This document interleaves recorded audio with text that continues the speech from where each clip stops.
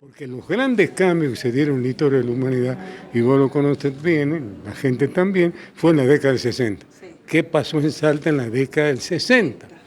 Es decir, pasaron muchas cosas, pero para abreviar, es decir, necesitábamos de alguna manera representar algo de la década del 60 como para empezar a escribir el libro, porque no somos historiadores, somos periodistas, sí, entonces es más fácil, sí, ¿no es cierto?, el relato, pero que tenga alguna atracción el relato, que tenga vida. Sí. Entonces lo único que tenía vida era buscar una persona que de alguna manera representara ese 60 años, bien, la década de ese 60. Y encontramos la figura de Roberto Romero. Muy bien. Porque todos los trabajos que hicimos, inclusive para seleccionar la gente, lo daba Romero. Profe, se llama Los Protagonistas, sí, tomo 1, Roberto Romero. Son más o menos 10 tomos. Ah, bien, perfecto. No sé cómo vendrán algunos otros tomos, pero por ejemplo, el tomo que va a seguir a seguramente va a ser el de Arturo Oñatibia, porque si viene una figura que no emerge en el 60, sino ya venía en el 55, cuando el ministro de gobierno de la Libertadora, cobra fuerza en el 60 cuando es ministro de Salud Pública de Ilia, y después sigue en la política. Sí. El Romero también sigue en la política. Es decir, todo lo que la gente que se eligió tiene relación con la política. Tiene relación con la política y con los grandes cambios que se produjeron en Salta, ¿no? Claro, los grandes cambios, fíjate, la creación de las dos universidades. Sí. Empieza la católica en el 60 y se concreta la nacional en los primeros años del 70. Y ahí tiene que ver, por ejemplo, Doña Tibia, pero a la vez también tiene que ver por la parte periodística, por la parte de lo que encaró después las universidades, la parte del periodismo, y ahí aparece de nuevo el Tribuno y aparece de nuevo Romero. Sí. Ve que se va dando, no un capricho nuestro que hemos elegido al azar. Bien. Hemos ido seleccionando verticalmente primero los hombres, o las mujeres también en este caso, y después horizontalmente la temática sobre lo cual se va a hablar. Y de ahí surge indudablemente la figura de Roberto Romero. Surgen estos protagonistas, como dice usted, el tomo 1 con Roberto Romero, con un personaje que atraviesa distintas áreas del desarrollo de Salta. Como estaba diciendo usted, la cultura, el turismo, la economía, la política. Por eso yo decía en el comienzo ahí, de que es muy difícil escribir sobre Romero, por la personalidad de él, porque abarcó con muchos temas a la vez, ¿no es cierto? Sí. Entonces, temas a veces que uno no tiene nada que ver con el otro, pero sin embargo, al final coincidían, ¿no? O tenían una finalidad, ¿te das cuenta? Sí. Entonces aparece en una serie de esquemas, te voy a decir, educación aparece, busca, por ejemplo, el tema de comercio aparece, producción aparece. Va. Entonces, ¿cómo lo armamos a esto? Dijimos, la mejor forma de armarla es ir seleccionando en hombres, en figuras, en hombres, en mujeres. Sí. Y después el lector se va a ir acomodando, ¿no es cierto?, a la manera del que pase el tiempo y la lectura, a las cosas, cómo se han ido desarrollando. Profe, ya hablando de lo que es el equipo de trabajo, porque usted está en un equipo de trabajo que son los protagonistas de este libro, sí, también. Sí. ¿Cómo fue armarse, ponerse de acuerdo? Aparte son de distintas áreas del periodismo también, claro, ¿no? Porque con Gustavo Llovino estábamos más en contacto porque los dos teníamos la cátedra compartida o trabajábamos juntos en la Universidad Católica, sí, y la verdad éramos amigos.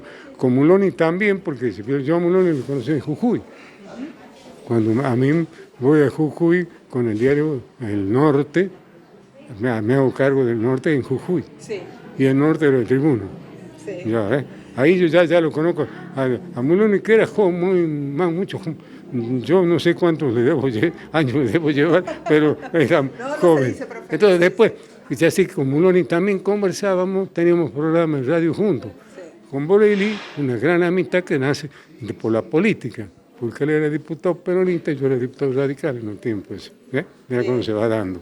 Y después con el chico Blasco, que egresado de la Universidad Católica, que estaba haciendo un trabajo de tesis muy interesante, y que a él le había impactado, digamos, la idea que yo tenía con respecto a cómo se presenta, ¿no es cierto?, el tema ¿no es cierto?, de los cambios en Salta.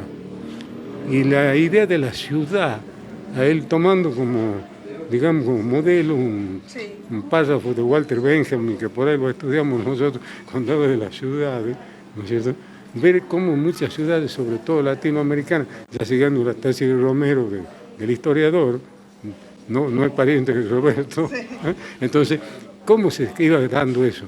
Y eso se iba dando siempre en torno a una plaza, donde se concentraba alrededor, y bueno, sobre eso escribe Blasco. Y lo de Borelli es importante decirlo, ¿por qué? Porque por primera vez, públicamente, se cuenta la vida de Roberto Romero desde que nace, ¿no es cierto?, hasta el final de sus años. Pero donde más hay nos detenemos más, porque es la base, es en Romero, de los 5 o 6 años, más o menos, hasta que entra después a la vida pública en el Tribuno, en el año 1957, 58.